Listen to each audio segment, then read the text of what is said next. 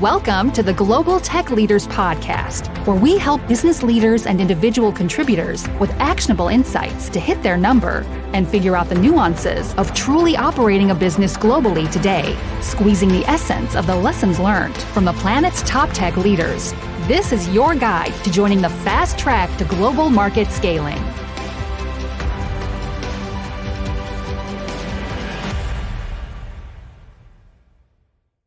Welcome, I'm Ross Lauder, your host from Single Focus Talent, and I'm joined by our non-exec director, John Quigley, today. Thank you very much. Great to be here. We're going to be joined by Jeff Cofield. Jeff has spent his career in multiple different software companies, and where I thought he'd bring value to today's call was by explaining his experience around what it's like to work across different geos to make sure that sales teams have everything they require to be successful, how you split out services as a product within that context, and what are the nuances of making that success look real, and working kind of cross-functionally across departments. So, Jeff, would you like maybe just to take us through a bit of your background in terms of your career, how you've gotten to where you are so far, and then also maybe just take us through some of the challenges you're currently facing, and how you're addressing those. Sure, absolutely. So, I'm like many others. I started years ago. I've been in this business for 20 plus years now. I started as a admin engineer. Technology was kind of always my hobby, and I kind of turned it into my career. And the running joke I have right now is customer success is a very big buzzword. And I joke about, being customer success before customer success was cool. And that comes from, being in a service related capacity wherever I was. Because when you stop and think about it, whether your customers are internal or external, you're still providing a service to your, the organization you're with. If you work for a large company, I worked for a large pharmaceutical company as an engineer admin, and we provided services internally, to our sales team, to our, there was a company of 6,000 people and 3,000 of which were salespeople. Right. So, we had we had a very large mobile workforce, and then moving forward beyond that, I've worked for companies like Motorola, Dell, where we know each other from originally, and they all have their unique, challenges. I guess is the best way to put it, in that they have different mindsets towards things like services. I'm a big, having been from that industry, being a consultant, going even further back, used to teach Microsoft classes, things like that. Having that, I have that mentality of, services brings value. Having someone come in, one of the things we used to speak before was specifically to was about how customers use when they buy software, they typically use 20% of it. The rest of it just sits there. One of the things that we always strive to do was to show them the other 80% or as much of it as we could and how it could apply. I believe that, most sales software companies have sales engineers, right? So, sales engineers get to see things in a company that a standard salesperson never gets to see. Right. I saw it from being on the other side. From being the vendor, when we'd have vendors come in and they'd bring their sales engineer, my boss would tell me, hey, take them back and show them the server room, show them what we have and all this other stuff. And they would tell the salesperson to stay there. Just you stay here with me and we'll talk that stuff and let the engineers go do their engineering stuff. Right. I've always found that sales engineers actually, in my experience, ask better questions. I think they ask questions that are what I call risk questions. And questions that regular salespeople are afraid to ask or don't know how to ask because they feel that somehow, right, it might kind of go against the grain, right, of the outcome that they actually want, right? Sure. Which is kind of the point, though, isn't it? Like you kind of want people to go against the grain, right? Because it helps you to build more trust, right? Right, and that's exactly it. One of the other things is and this I was kind of getting there in a roundabout way, I guess, is building that trust. One of the buzzwords I hate right now is trusted advisor. Sure. Okay. Because why is that, Jeff? I don't like it because it's so overused. Right. And everybody says, oh, a lot of sales organizations come out and say, oh, we want our people to be the trusted advisor. Well, to be honest, it's hard to be a trusted advisor when it's hard to have someone looking at it from a vendor customer standpoint. It's hard to trust somebody when they're driven by a number. Right. And that's where you see a lot of organizations building their customer success without having like a sales number. They're doing their comp and stuff based on other metrics. So they're not putting that number in there because, and I get it. I understand it. And I think it's the right move is to have salespeople driven by a number. You have to. Salespeople are coin operated. To borrow interesting expression. Phrase. Interesting expression. That's new to me as a tenured sales guy. I can appreciate the context, though. It makes a ton of sense. Right, and you want them, you want them thinking that way. Whereas, like you said, the SE, you want an SE to get in there and ask the questions, and they can ask them with confidence. I've seen a lot of customers who will challenge a sales rep, and if the sales rep doesn't have somebody there like an SE that can jump in and answer with confidence, they'll tear them apart. Oh, sure.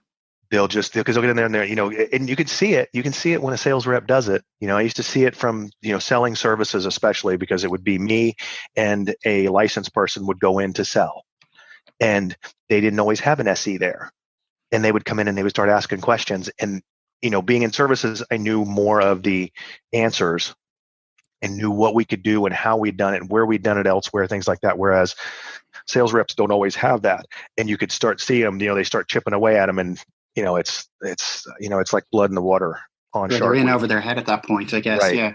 Right. So the distinction between the field and kind of inside sales now and this whole evolution, because that's what I want to talk to you a little bit about, right? Sure. Is how you view that evolution, right? Being kind of a self-professed kind of pilgrim, right, of customer success and what that represents, right? I'm sure you've seen an evolution happen, right, from kind of how organizations view the customer success function, right, in an organization. But from a field and inside perspective, do you think the ratios are wrong there in terms of kind of inside sales? Like, what I mean by that is a lot of organizations I see, they have like one sales engineer for every, 6 or 8 or even 10 inside sales or account managers, whereas in field sales, there nearly seems to be a one-to-one kind of relationship there between a sales engineer and a field sales guy, particularly at the enterprise level, But kind of what do you think there about those ratios? Do you think, right, that an organization would be more successful if they had kind of more sales engineers to salespeople ratio there?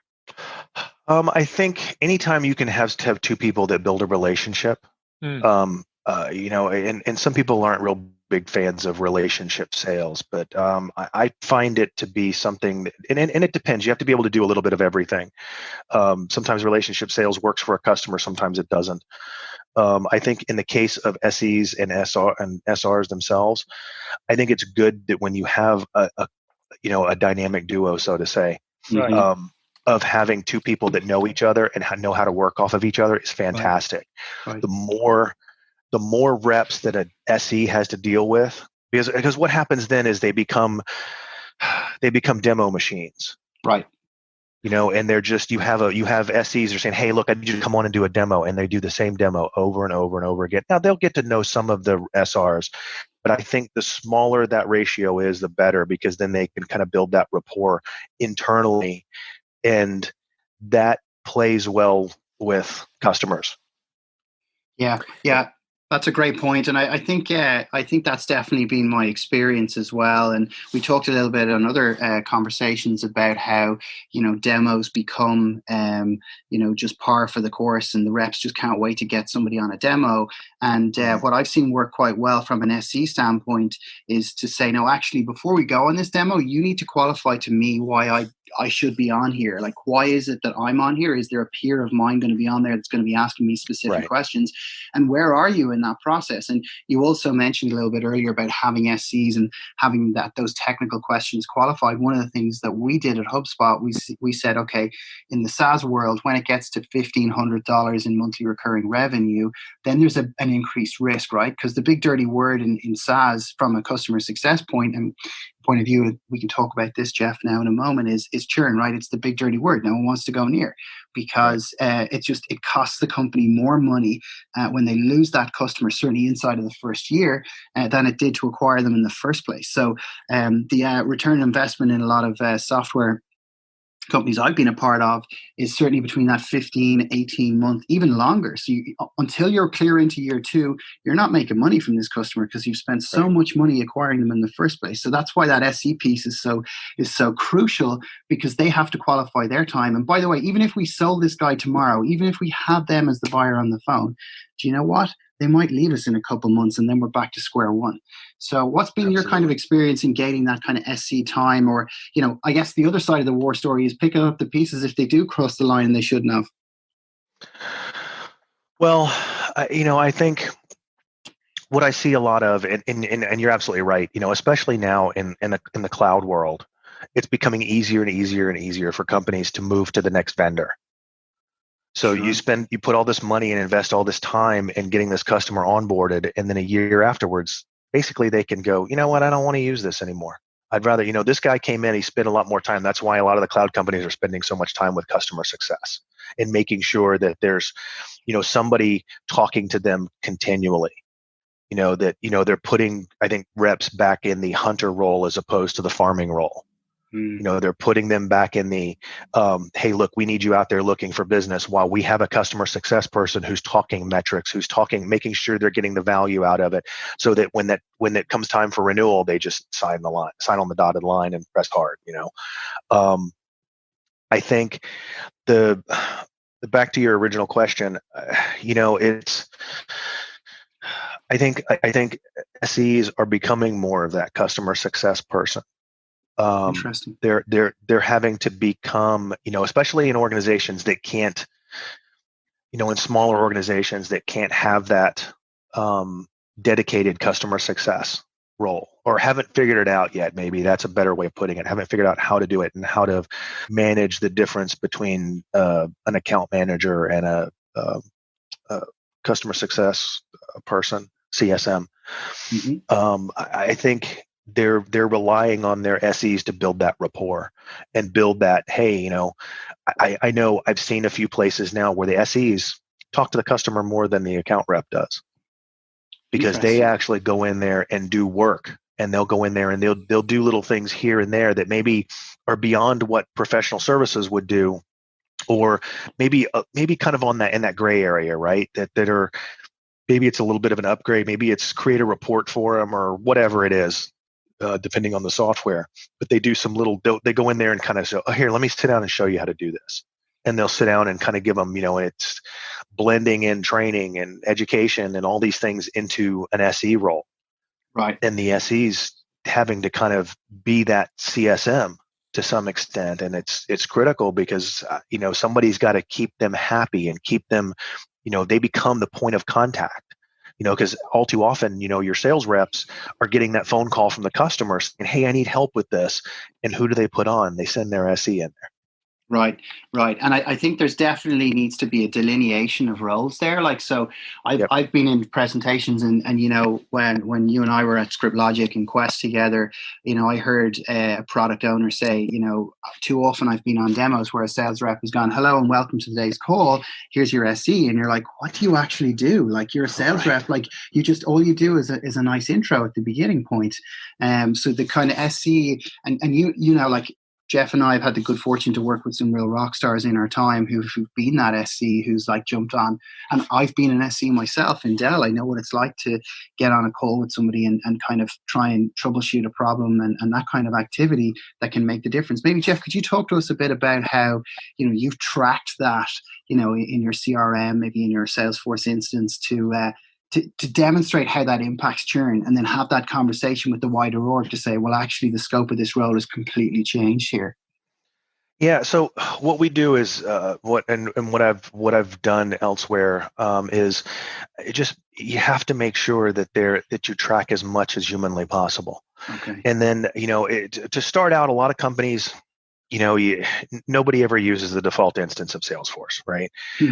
There's always a little, somebody wants to add this, add that. I think the problem that a lot of companies face is they go into it and say, well, we need to do all this. We need to track all this information. And then they find out later on that maybe this wasn't the right information to track. This doesn't really apply to how we work or how we've grown.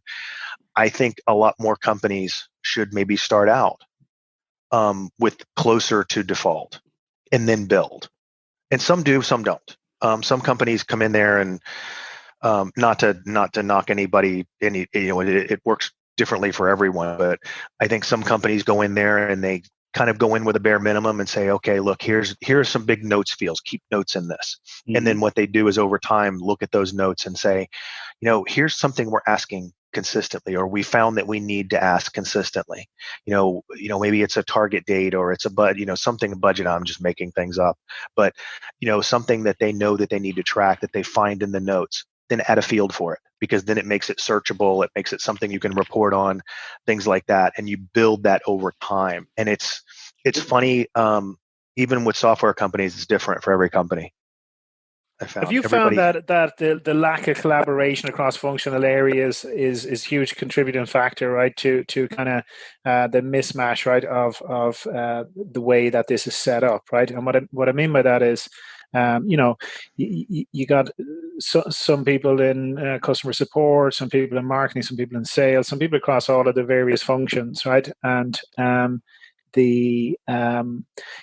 everybody's like, well, I want to see this, and I think that's important. I think whatever is important, but it doesn't align to any kind of customer journey, Right. So like the whole overarching kind of concept now is what we're calling CX, right? Customer experience, right? Right. And it's from the moment that, they don't know us from a hole in the head to they're interested in us to they buy from us to we're onboarding them. It's that whole customer lifecycle management piece, right?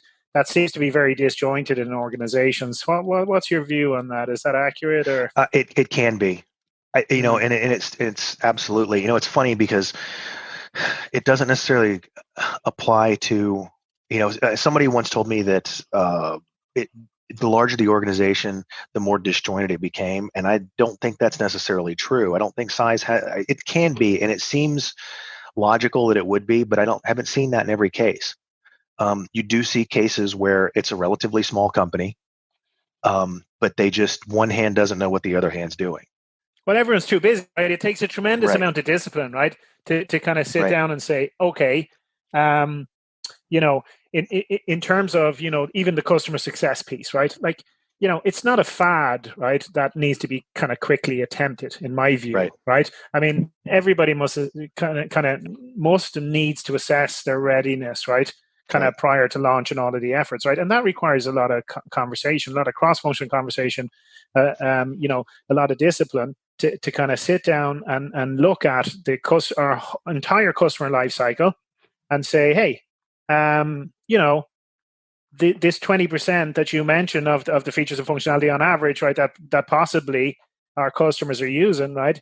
Not necessarily how do we unlock or get them to use the other 80%, right? It's like, how do we use that so that they can get the impact and the business value, right, from those features and functionality that we possess? How do we help them do that? Right. I think that's the key. I think that's the key to it. And I'm wondering, kind of in your, in terms of the evolution of this kind of customer success piece, like what changes have you seen in organizations now in terms of adopting a customer success program? People are starting to look at things more holistically. Right. Okay. What's happened, you think about the traditional model, especially with larger software companies that have a lot of different products across their portfolio. They had sales reps that were specific to that product set. Let's say there was product set A, B, and C, and all of them did something different and kind of appealed to different parts of the company. You had sales reps who would go out there and sell this pillar, and another set that would sell this one. Well, then, the customer was big enough. You'd have an account manager who was kind of the quarterback, or, the head, the coach of all of it, and kind of up there saying, okay, look, this part needs this part needs this, and this part needs this. And what they could do is then kind of coordinate everything and make sure, because each one of those products had their own SE, had their own sales rep, and, they were all pushing their stuff.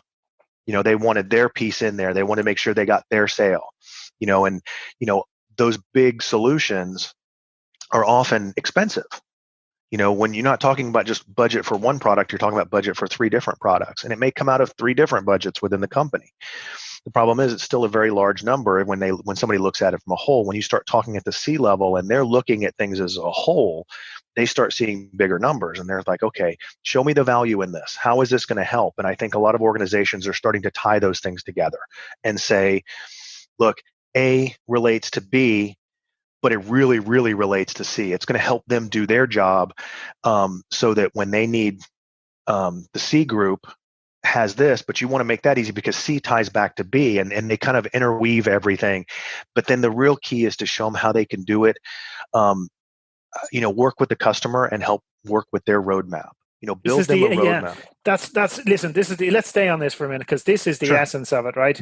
You have organizations out there, right, that have multiple products, right? And based on either, acquisition or based on, their product development roadmap, they go at different paces, right? And they're at different maturity levels, right, in terms of features and functionality. And, not all markets operate either, right? So they're being sold into different markets, right?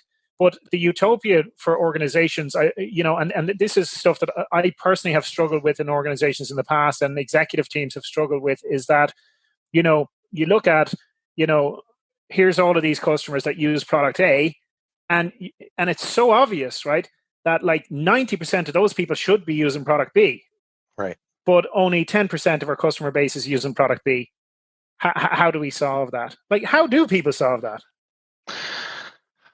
Well, a lot of it is having that cross functionality, and as far as having a kind of an account manager, and I use that term.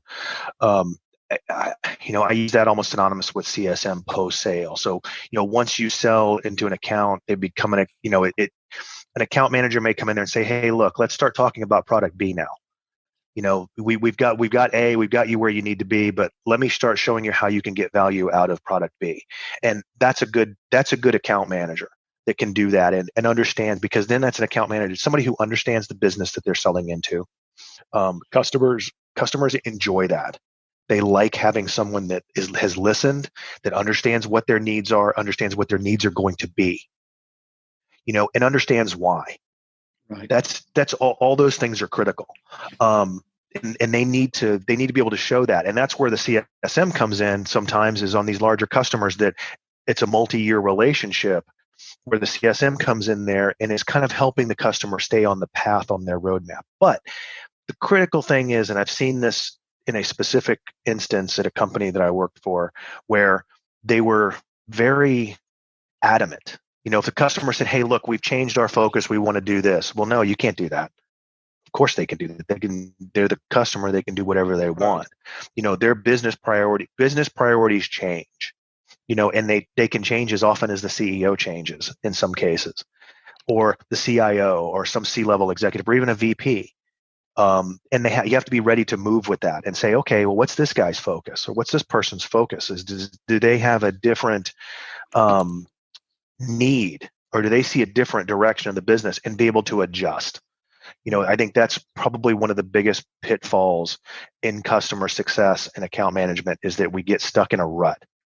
And do you think technology would help to improve that? And what I mean by that is that, with kind of artificial intelligence and a lot of tools, right, that kind of look at, early indicators, right, that this customer is displaying the attributes, right, of somebody that is going to leave us, because typically customer success, those folks wear many hats, right? So right. I like to view them as kind of, sometimes they're like the canary in the coal mine, like they can, the early warning signs of somebody that's going to leave or a disaster that's going to happen, right?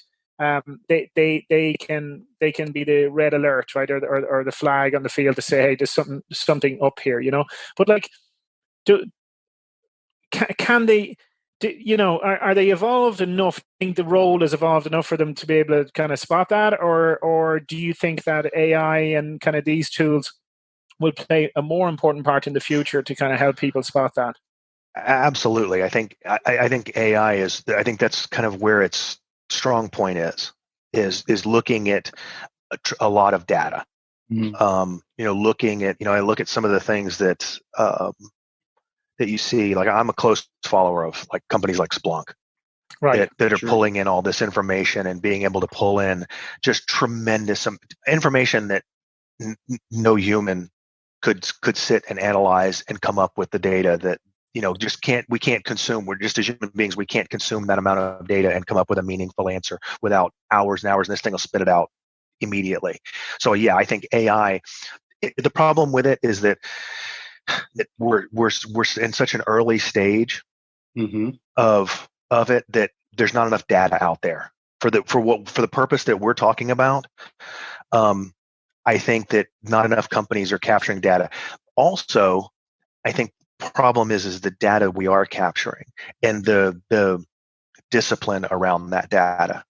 So going back to what you were saying earlier about Salesforce or whatever CRM you're using, putting that data in there, you got to have the right. It's garbage in, garbage out. Sure. We're not there yet with AI in terms of that big data piece being rich enough for us to have a bigger foundation. But I suppose if you were to look historically at your experience in the CS space, what would you say? And maybe it's down to the 80% that folks aren't using. That and what else are the biggest indicators of churn? Like if you had a top 3 to hit up going in to look after a team of CSMs globally, what would be on that top 3 from your experience? Watch their support tickets. Okay. Take us through that. So that ties into their customer sat, their CSAT stuff. If you you can watch. Some of the best organizations I've seen actually spend a lot of time tying support into their customer success, and it should be, because that's effectively what it is. I mean, you think about it, the help desk and stuff is really the original customer success. Sure. Making sure that they're getting their answers and getting things solved, and how quickly you can start. Some of the smallest things that a lot of support centers have put in are little things like, hey, how did I do? Just basically you can click in the email. If you notice some of the emails you get from all these different companies, that right in the email, you don't have to log into their system or anything. You can just click yes or no, I had a good experience. Right. Think about it on the App Store. It gives them a very quick way of responding. And, if you start seeing, no, I had a bad experience, then maybe somebody reach out to them or send them an email and say, hey, what happened? So customer success has, it's important for them to stay on top of that and let somebody know if you have a bad call with somebody, because support, if you've got a good support team, they can tell when a customer is unhappy, because customers will tell them. They tend to take it out on support. Talk to your average support person. They're going to take it out on them, and they'll say, hey, look, the best ones I've seen are ones that will call somebody in customer success and say, hey, look, you might want to give so-and-so a call. Okay. Yeah, that makes a lot of sense. So by inference, then, if there's no customer support calls whatsoever coming from a relatively decent customer, does that mean they're kind of a red flag as well? Absolutely. Maybe they've given up, right? Great point. Absolutely. And that's the other thing you have to watch. Now, one of the things that helps in today's world is the whole cloud thing. We talked about that a little while ago, because then you can kind of monitor how much they're using it. Because you're hosting it, so that helps that a little bit. If you see a lot of usage coming through the system, then you're like, okay, well, we're fortunate that they're just happy. But what does that mean? Are they really that on top of things that they understand it that well, and they don't have any questions? If I didn't see any support, I would definitely say, from a customer success standpoint, I would have somebody reach out to them and say, hey, look, is everything going okay? I just want to make sure, even if it's just a kind of an innocent follow-up, to say, hey, look, I would never go into them and say, hey, look, you haven't called support. What's going on? Nothing like that. but you don't want to go looking for trouble, but you want to kind of find out. Like you said, maybe they're only using 20%. It's working fantastic for that 20%, but what's going to happen at the end of a year or maybe two? They're going to come back and go, well, do we really want to continue to pay for this? I mean, look at one product. Ross will know what I'm talking about. Companies bought it to map printers and shared drives. Desktop authority. Yeah. So, they used it for that. And we had a lot of customers who used it and they loved it for that reason. It did so much more. Mm. And, but then what happened is that kind of went by the wayside. The part that they were using it for kind of went by the wayside with AD. AD became more and more prevalent and became stronger and more capable and everything, and kind of took that away. Yeah. So if a customer is only using it for that, and all of a sudden the solution that they have from the OS vendor, Microsoft, can do it and do it arguably better or more capable and do it for no cost because it's rolled into the cost of their OS, why keep paying for it? Yeah, that makes a lot of sense. You want to stay on top of those customers that aren't calling support, that aren't asking questions, because maybe they're just not using it to its full capability and they're not seeing the full value in it.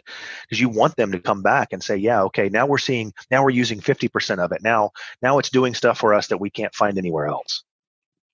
Yeah, that's a key point. I suppose I'm also keen on knowing some of the nuances of EMEA, right? So the US is obviously a very homogeneous market. It's got the same, kind of language, same currency, all those kinds of dynamics. A little bit of a difference in the time zones, etc., but that's workable. Like, can you maybe share with us, in the context of your current role, that's a global one, what are the nuances of working in different cultures, countries, currencies, expectations? Like, rapport and manners and etiquette are all wildly different across different ones. Right? Can you maybe take us through that and how that impacts on, being able to deliver for the customer, or hearing what you think you're hearing, or maybe there's that mismatch in communication there? I mean, what does that look like in your world right now, and how are you kind of working through it? Well, I think the single biggest thing is different countries have different expectations as to how work is going to be delivered. Okay. I would say, and really it boils down to remote or on-site. Now, granted, today's world is a little bit, it's skewed in the remote side because we have to do everything remote. There's not really any cases where we can go on site and do work. I've noticed that, when I mentioned France earlier, France is very much they want somebody in their office doing the work. Right. Traditionally. And I remember that even going back to Script Logic. Right. And I guess just for me, I think there's been a definite global shift. I mean, back in the day, if you were a Microsoft partner, you would have had a team of services guys and partners on the ground. And all you do is you call in your partners, and your partners are certified at a particular level. And I know that there are 5 in this particular country and 2 in your city. Go have at it and have a look at their testimonials, and you make a choice. Nowadays, we've moved much more towards the self-serve model of I buy online, I upgrade myself, or I get sold from a sales rep, and everything else I need is in the cloud, right? So those services guys don't exist. Those partners are drying up, certainly in the SaaS world. How is that made your life more difficult, and how do you deal with that from a remote and expectations perspective? The hardest part is dealing with the time zones. Sure. I think in that term, most customers that have done stuff remote are okay, but they want it done. They work. We'll say 9 to 5 their local time, and it depends on the company you work for if you have people in that time zone. A lot of cases where you have someone like let's take an extreme example of Australia or someone in Asia. That's a huge time difference from pretty much everybody. Yep. So you have a customer who wants somebody to work during their business hours. Well, that's middle of the night for a lot of the rest of the world, where your office may be based, or where your engineers may be based. You may have an engineer. It's always good to have 1 or 2 in Asia if you have that kind of reach. Have somebody you can call on, but in a lot of cases you don't. I specifically a customer who doesn't have anybody in those regions. And the way it's put to the customers is like, look, we'll do it, but it's going to be, our hours, we're going to have to, this is what we have. And on rare occasion, they'll make exceptions and have somebody, they'll work it out with the engineer to say, look, you're working in the middle of the night for this week. And I but guess it has to be a certain number of hours. That makes sense. I mean, I guess it depends on the nature of the product as well. I mean, if you're patching servers remotely, nobody cares what time of day or night that's done, right? Absolutely. But if you're doing something like delivering a piece of work where you're configuring with internal systems and you need the yay or nay from somebody on a live call to say, okay, here's our API key, here's what you can connect to in our CRM, etc., then you need someone to hold your hand, and it becomes a matter of a compromise between I'm giving up some of my hours and you can give up some of your hours, and we'll kind of meet in the middle somewhere.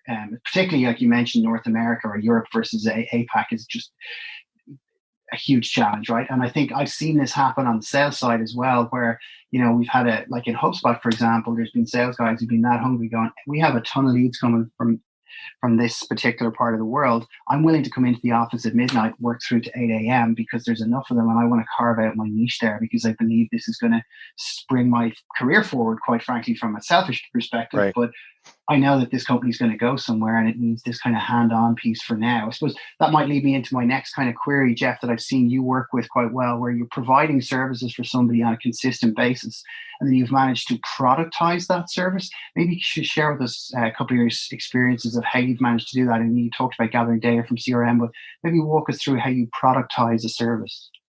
Sure. So when you have something like, especially with a software company, and you're, like, let's say, let's use the simplest case of just doing an installation. Installation, like, what we used to call quick starts and jump starts, things like that. You want to look at the lowest common denominator. Here's, the very basic of this is we're doing an install. We're going to set up this, and this, because that's pretty much what every customer is asking for. It was easy, like, let's use Desktop Authority for an example. We did it to map printers, map drives, and maybe, I don't know, let me think of something else. Let's say those two things. Those are the two things we did for everybody. There were very few exceptions to that rule. So what we do is we kind of look across the board and say, okay, how much time does this take? And you really don't want, you try to keep services, especially when you have resources like that and you have a limited number of resources, you try to keep it at a day. So you try to figure out what you can do within a full day. And sometimes that involves, here, we're going to do these basic things, and then we're going to spend the rest of the day just going through the rest of the product.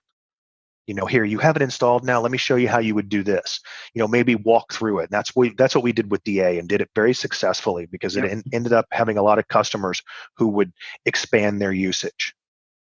At the end of the day, we had customer after customer after customer would come back and go, I had no idea it even did that. And you're kind of preempting that churn conversation. Like what I always used to say was, it's a no surprises game. Like, we should never have any surprises because our number of touch points are that high. I mean, when I was managing renewals, one guy on my team, I was like, show me your dashboard of every single renewal you have, but 4 months from now, and like, what are the touch points you've had thus far to date?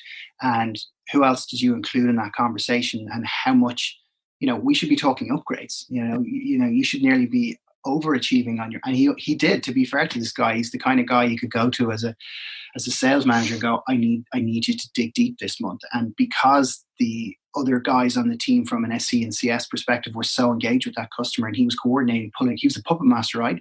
There was no surprises. In fact, you'd go from $100 to maybe $120 for next year, by way of an example, So I think those, you're kind of preempting it on the front end, but then you're also having those multiple touch points ahead of time. Have you seen any differences between the shift between that kind of on-prem buy a CD model to this kind of subscription pay as you go?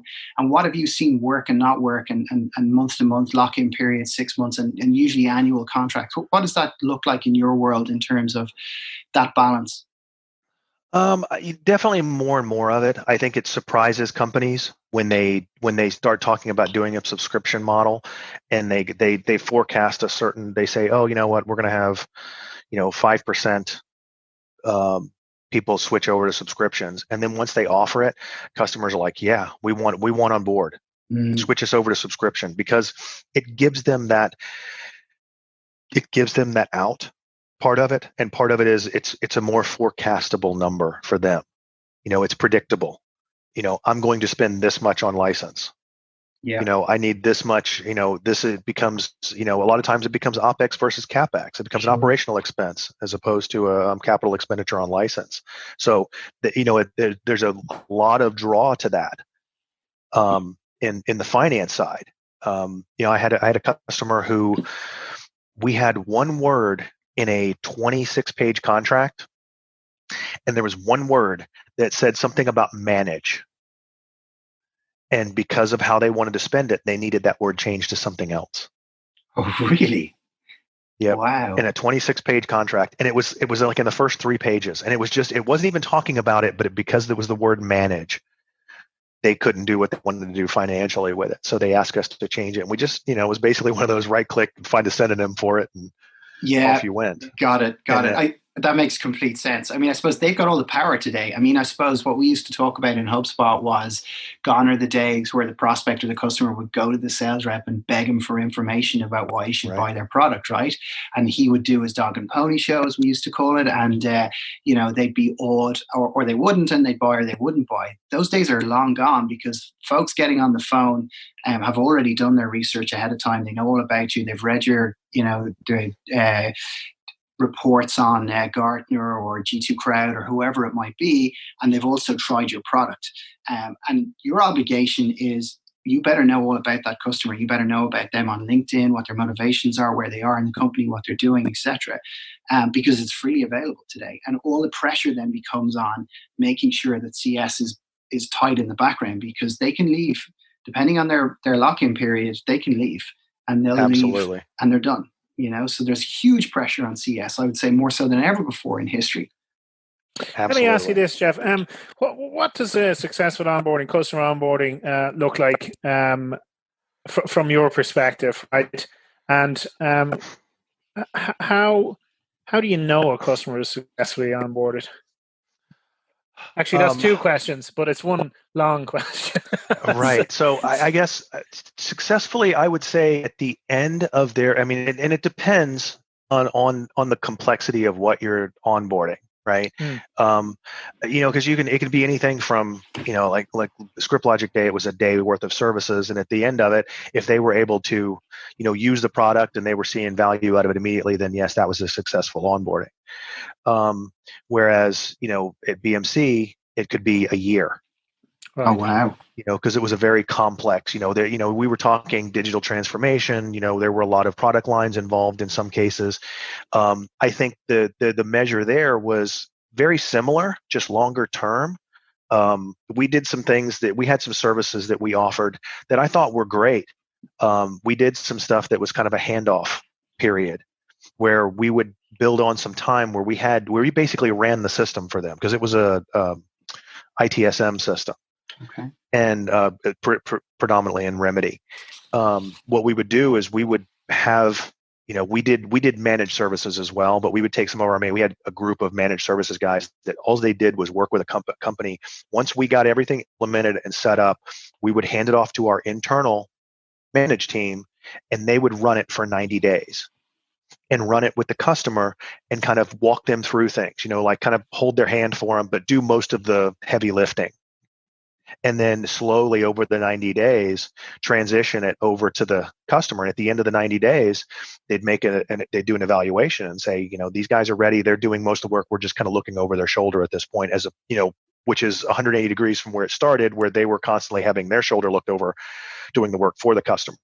And at the end of it, they would kind of say, hey, look, everything looks good. They're happy with it. And the customer is still going to have questions. They're always going to, but that's where we talked about support and having the support questions come in, and they're going to send, they may contact their SE or their account manager. They may talk to somebody in services, and say, hey, so we're curious about doing this, something like that.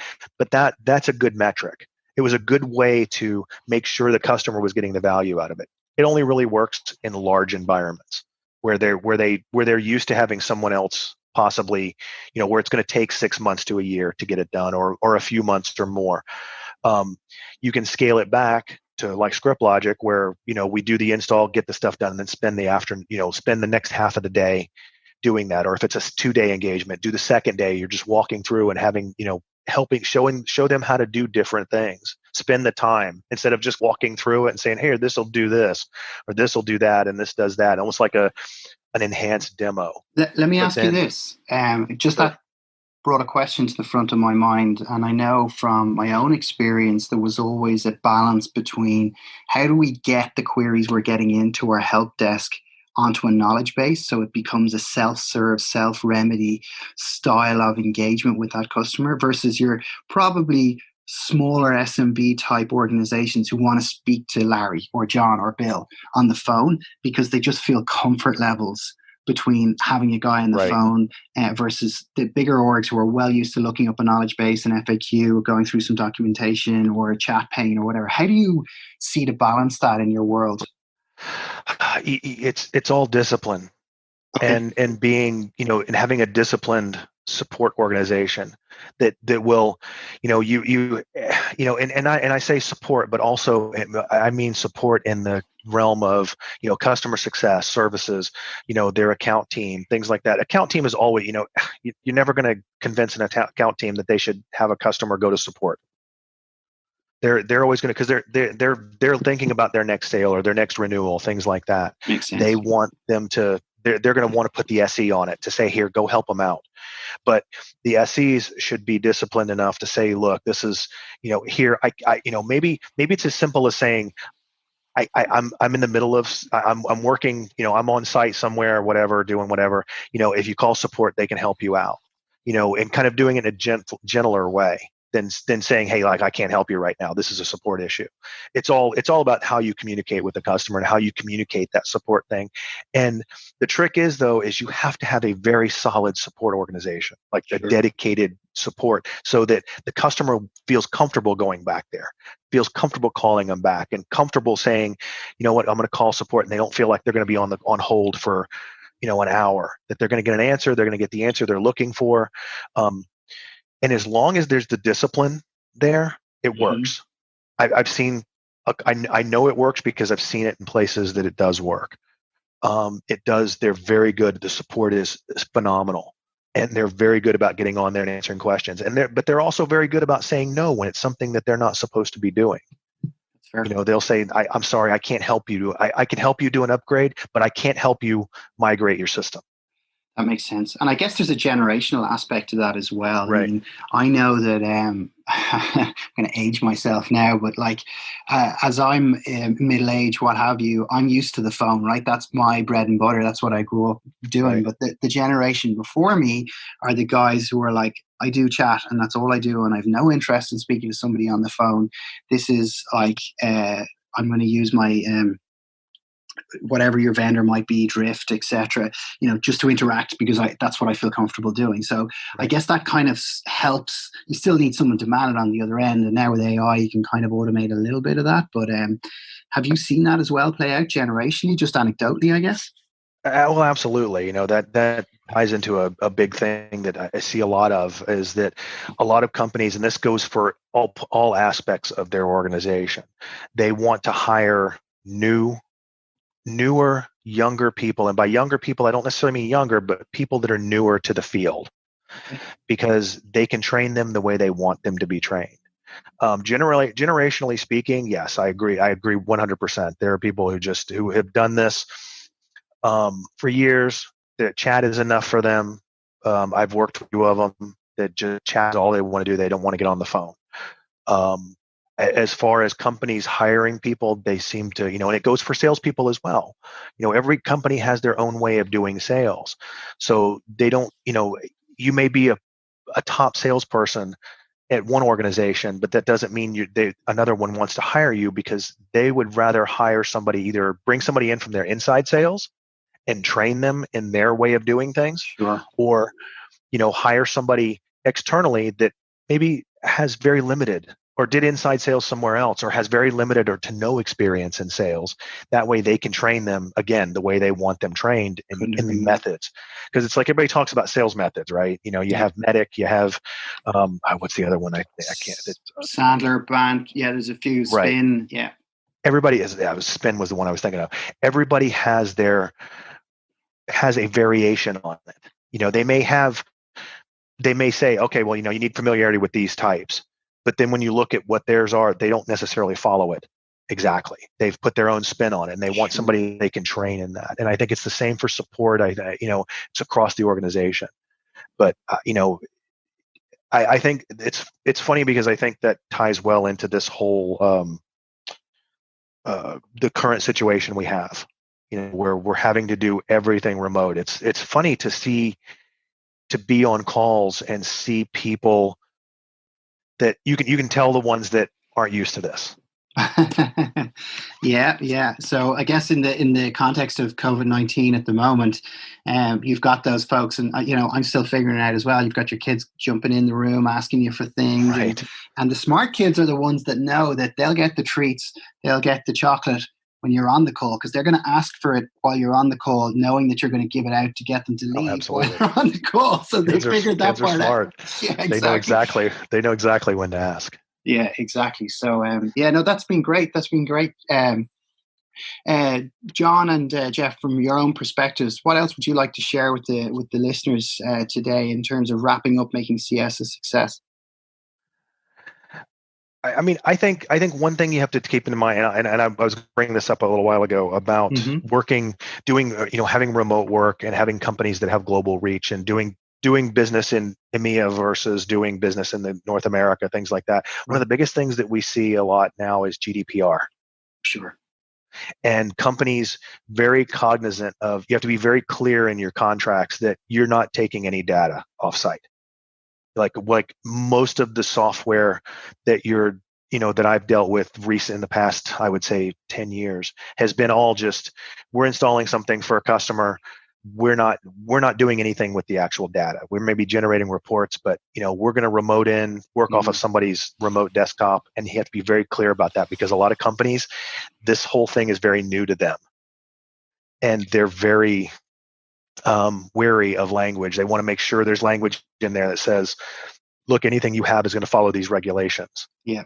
I think GDPR is a game changer as well. And I know that I think there's a level of persistence, that what's pervasive about it is that it's the first piece of legislation ever introduced by it's a government of governments, right, is what the EU is. But what it does that's different to any other piece of legislation is it applies to any data of any European Union citizen anywhere in the world. So if you're a data processor or you're in North America, etc., you have to be compliant with another jurisdiction's legislation because you have its citizens' data on your hardware or software or what have you.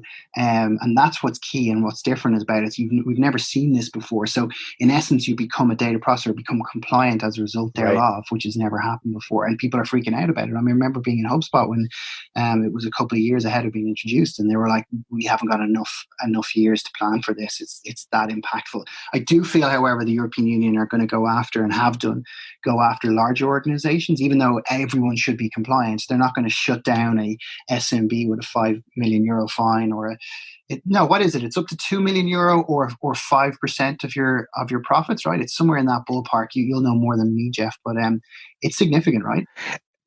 Yeah, it's a lot. Yeah, they're I don't know where the number is right now, but it's a lot. They're going at, and like you said, I agree with you. I don't think that they're going to go after any smaller businesses. I think they're right now they're focusing on the Googles and the Microsofts and those companies. That's where the money, the revenue is. Yeah, that makes sense. To be generated by it. Those are statistically speaking, those will be the ones that are going to have the biggest risk.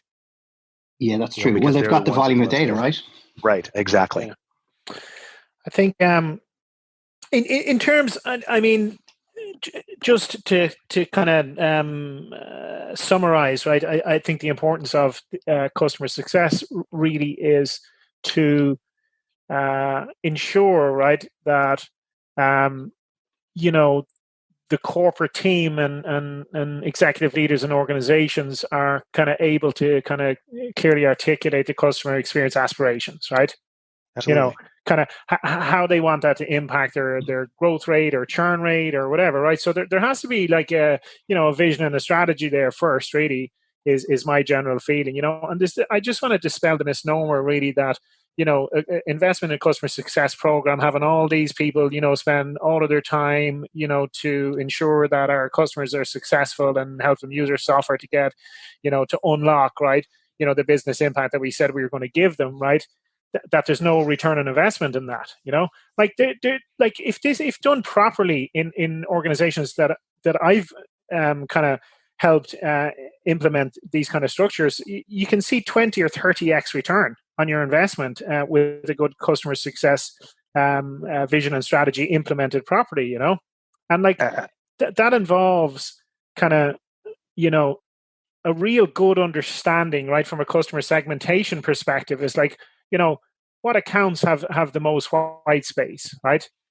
Which accounts cost us the most, to service, kind of that real segmentation piece. And that's where the cross-functional stuff is really important with sales ops and these guys to give you the data, and then it's really kind of taking an outside-in approach, right? It's not kind of what do we want to do as an organization per se, right? It's kind of, how are we doing a touch point analysis, right, of how people interact with us and what do they need, right? What do our customers need at this point and this point and this point? And then, build your internal structures in line with that. Right. That's my view. Yeah. It's one of my pitches for customer success has always been, we're all part of customer success. Right. Our everyone in this company's job is to make our customers successful. It varies according to your function, but everybody's responsible for making them successful. Having a team that's dedicated to it only makes us stronger as a company, and it makes the customer stronger, because customer success is exactly what its name implies. That's what we're about, is making them successful. And it's not necessarily cost center to the business, but actually a value driver of the business. Exactly. Well, it has to be. It has to be tied to revenue in some shape or fashion, right? It absolutely has to be tied to revenue, because otherwise, the view across the organization is that customer success is only going to be about net promoter scores or something like that. All it is really is about customer satisfaction, which it's not. And kind of our discussion today hopefully kind of has taken the wisdom, right, of your experience, Jeff, to kind of show that how this can really unlock huge revenue potential, right? Absolutely. And making it, and tying it to revenue is absolutely critical, and making it, but doing it in a way that doesn't drive bad behavior, I guess, is the trick. It's like one of the, and I won't belabor the point, but making sure that, it's not tied to necessarily, that we're tied to making them successful and driving more revenue, but doing it in such a way that, I guess the trick is measuring that. Right. How do you measure that success, and how do you measure that success internally? And a lot of companies do it through metrics like, growth, things like that. And CSAT's part of it, but not all of it. It can't be. It has to be, like you said, do we have roadmaps? There are all these metrics around customers that have CSM reps and that CSM is involved with. It's like, are they using, are they growing? Are they adding licenses? What's the, comparing that to the company and stuff. I mean, obviously you're not going to add licenses if a company just laid off 1,000 people, but that comes into play. It's all these things that, and it takes a team of dedicated people to figure all that out. And I guess the bottom line is, the more interaction points, the more touch points, the more engagements you do, the more they'll buy from you. And ultimately, the stickier the customer will be and the more value you're bringing to that organization, because you're a partnership, right? It's that true partnership at the end of the day. Yeah, the more they'll use, to your point, Jeff, the more they'll use the software, right, or the features and functionality to unlock that value, and that's a very important kind of leading indicator, right? So, because typically, revenue and that kind of stuff can be a lagging indicator, right? That there, some activity we did before, right, kind of impacted the revenue down the tracks, right? But one of the core kind of leading indicators is that customer A, customer B, customer C, or whatever, right, in this vertical market are using is using the software, 40, 50% more than they did last month. Yeah. And that could be because, right, Right. customer success were in there and solved a problem and unlock something, and eventually, right, they were able to kind of show people, the impact, right, if they use this feature and that feature to kind of, cut a workflow in half or whatever, in terms of time or something like that, Absolutely. Right. That's awesome, gentlemen. Thank you very much for your time this afternoon and this morning for you, Jeff. Really appreciate it. Wrapping up today's call, it's been really beneficial and insightful. Great to get your take on it. And look forward to speaking to you again soon. You've been listening to the Global Tech Leaders Podcast, designed for both established and aspiring career-focused tech rock stars, as well as helping leadership figure out how to speak global in today's multicultural world. For further details, check out sf-talent.com.